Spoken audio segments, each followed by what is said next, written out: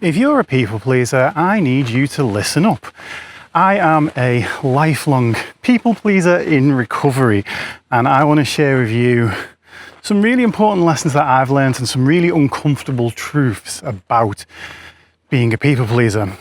I have been a people pleaser or a people helper my entire life, and a lot of people think that we do it because we feel we have to. We do it because of poor boundaries, and that certainly exists. However, I think one thing that no one really ever talks about is that at first we really like it. When we are able to help somebody, it makes us feel good and it makes us feel valued. And at first, it gives us more than it takes away. At first, very key, important thing here.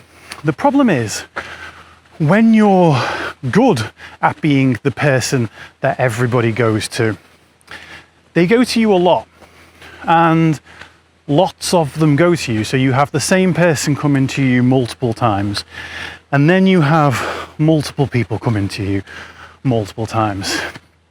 And this is where we get into the issue where that even might feel good at first. But we get into the issue where we don't notice our battery depleting. We don't notice the fact that each one of these interactions takes 1%, 2%, 3% away from us. Until one day when you wake up and you're at 20%, 30%, differs from person to person, and you think, when's my turn? I just don't feel like me anymore. When's somebody coming to help me?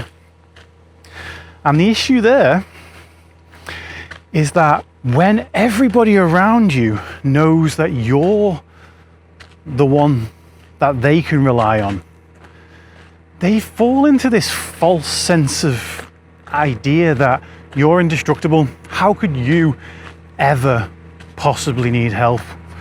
You're the one who already helps everybody else. How can you need help?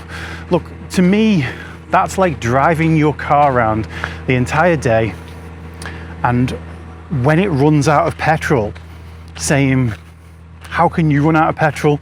You've been driving around all day. But unfortunately, this is the way that these things work, and that's why I say boundaries become an issue eventually. I don't think they're an issue at the very beginning, but by this point, people, they expect you to help them, and as well as asking for more, asking for bigger favors, which is just general human nature, by the way. When a person has said yes to something, they're more likely to say yes to something bigger to the same person afterwards.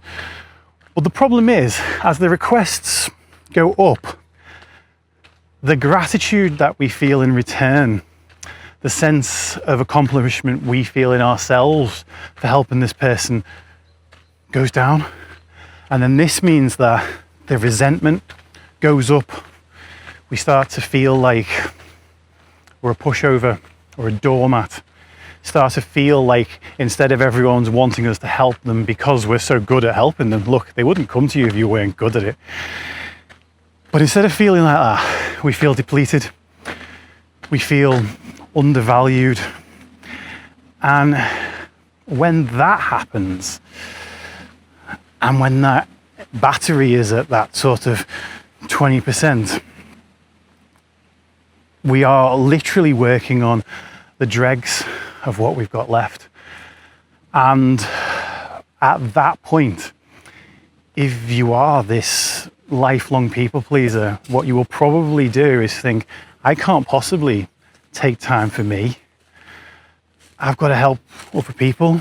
This is who I am. This is what's expected of me. And so you will give the last percentage of your effort, your energy, what you have left in the tank, you will give that to these people. And the quantity, you'll still be delivering on the quantity, but the quality will be next to nothing. And through that, you might be thinking, I I've got to keep helping people. I can't let them down.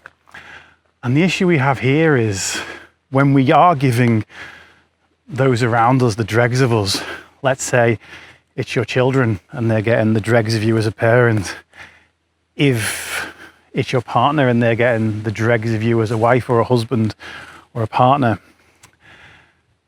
we are going to let them down in that situation, and we are going to feel as if we are, what kind of mum am I? What kind of dad am I?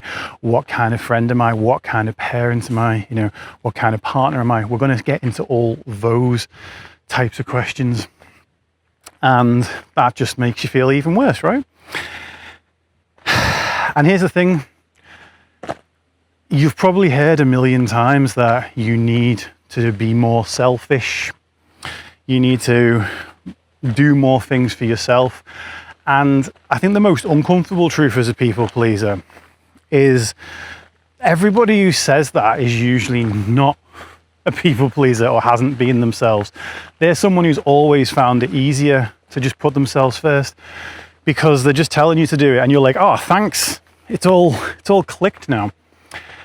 And it doesn't click, it doesn't work out. And that's because it's like asking you to change the habit of a lifetime just off a piece of advice. Now, at that point, the advice is correct and that is what you need to do. But telling you it in that way is not going to be the thing that helps you to do it. Because actually, it is a huge part of who you are. And chances are, you'd find it virtually impossible to just switch into a selfish mode. And that's why I want to talk to you about not being selfish, but self-first. So here's the thing. If you take an hour for yourself, which will feel selfish, right? If you take a little bit of time back for yourself, here's what will happen. The quantity of the time that you give to everybody else might go down a little bit. It's gone down by an hour a week. That might feel like a giant drop to you. But the quality of it will go right back up. See, when you're looking for everybody else, when's your turn? When are they going to put me first? It's up to you to put you first. And as a result of doing that, look, anyone in this world can push you to one side. Anybody can try, yeah? Partners can try to push you to one side. Bosses can try to push you to one side. Bullies, even your kids, your parents, they can try. They can all try. Your best friend might even try to push you to one side. The one person I need to stop pushing you to one side is you. The one person you can absolutely stop from pushing you to one side is you. By putting yourself first, you will be better for all of those people. And then we get into the concept of boundaries. But I'm going to leave that for a different video because that is about 10 minutes on its own. But once you start building yourself up that way, once you start taking some time back from yourself, for yourself, you will see that your abilities as a friend, as a parent, as a partner, as a son, as a daughter, your ability to be there for those people that you care so much about, you do, most of them, not the advantage takers, but most of them you care so much about, your abilities will go back up. It is not selfish, it is self first, because by putting yourself first, you take back some of the quantity, but give back all of the quality.